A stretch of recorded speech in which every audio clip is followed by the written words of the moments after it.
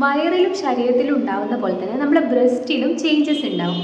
നമ്മുടെ പ്രഗ്നൻസി സമയത്ത് oestrogen progesterone എന്നുള്ള 2 ഹോർമോൺസാണ് നമ്മളെ ബാലൻസ് ചെയ്തിട്ടാണ് പ്രഗ്നൻസി ലെവലിൽ മുന്നോട്ട് പോകുന്നത്. മാത്രമല്ല പ്രൊലാക്റ്റിൻ എന്ന് പറഞ്ഞിട്ടുള്ള വേറൊരു ഹോർമോൺ കൂടെ ഉണ്ട്. ഈസ്ട്രോജൻ പ്രൊജസ്ട്രോൺ എന്നാൽ ഈ പ്രൊലാക്റ്റിനെ കൺട്രോൾ ചെയ്യും. പക്ഷേ ഈ പ്രൊലാക്റ്റിൻ്റെ അളവ് ഇവരുടെ കൺട്രോളിനേക്കാളും കൂടുമ്പോൾ ആണ് ഈ മിൽക്ക് പ്രൊഡക്ഷൻ ഉണ്ടാകുന്നത്. പ്രൊലാക്റ്റിൻ എന്ന ഹോർമോണാണ് മിൽക്ക് പ്രൊഡക്ഷൻ ഉണ്ടാക്കുന്നത്. ഈ വരുന്ന മിൽക്ക് ചിലർക്ക് ഒരു കറ പോലെ, ഇന്നർ വേസിൽ ഒരു കറ പോലെ കാണപ്പെടും. ഇത് കൊളോസ്ട്രമാണ്. അതായത് ഫസ്റ്റ് മിൽക്ക് പ്രൊഡ്യൂസ് ചെയ്യുന്ന ഫസ്റ്റ് മിൽക്കിനെ കൊളോസ്ട്രം എന്നാണ് പറയുന്നത്.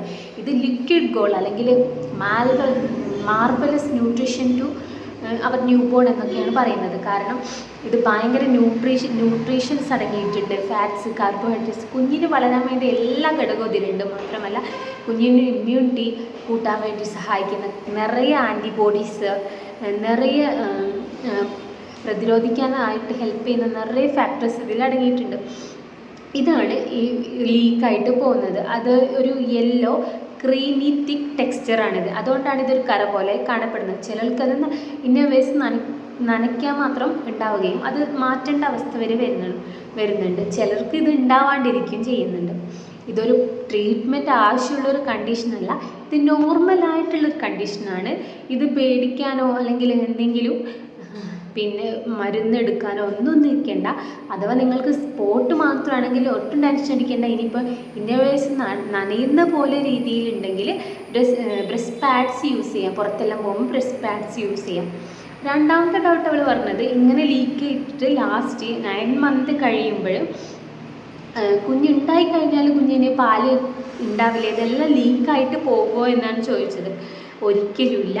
കാരണം ഈ കൊളസ്ട്രോൾ എന്നുള്ളത് കുഞ്ഞ് ജനിച്ച് കഴിഞ്ഞാലും ഇത് പ്രൊഡ്യൂസ് ചെയ്യും. കുഞ്ഞിന് വേണ്ടിയിട്ടുള്ളതാണല്ലോ ഇത്. ഇതിപ്പോൾ കുഞ്ഞിത് ജനിച്ച് കഴിഞ്ഞാലും ഇത് അമ്മമാരിൽ പ്രൊഡ്യൂസ് ചെയ്യുന്നതാണ്. അതുകൊണ്ട് ഇത് ശരിക്കും ഇത് ഫസ്റ്റ് ട്രൈമസ്റ്ററിൻ്റെ ലാസ്റ്റ് അല്ലെങ്കിൽ സെക്കൻഡ് ട്രൈമസ്റ്ററിൻ്റെ തുടക്കത്തിലോ ഒക്കെ ചിലവർക്ക് ഉണ്ടാവും. ചിലർക്ക് ഇത് ഡെലിവറി അടുപ്പിച്ചായിരിക്കും ഈ ലീക്കേജ് കണ്ടുവരുന്നത്. ചിലർക്ക് ലീക്കേജ് കാണത്തേയില്ല. അപ്പോൾ നമ്മൾ ഡെലിവറി കഴിഞ്ഞാലും കുഞ്ഞിന് കൊടുക്കാനുള്ള പാല് നമ്മൾ ബ്രസ്റ്റ് ഉൽപ്പാദിപ്പിക്കുകയും കുഞ്ഞിനുള്ള എല്ലാ ന്യൂട്രീഷൻസും അതുവഴി കിട്ടുകയും ചെയ്യും.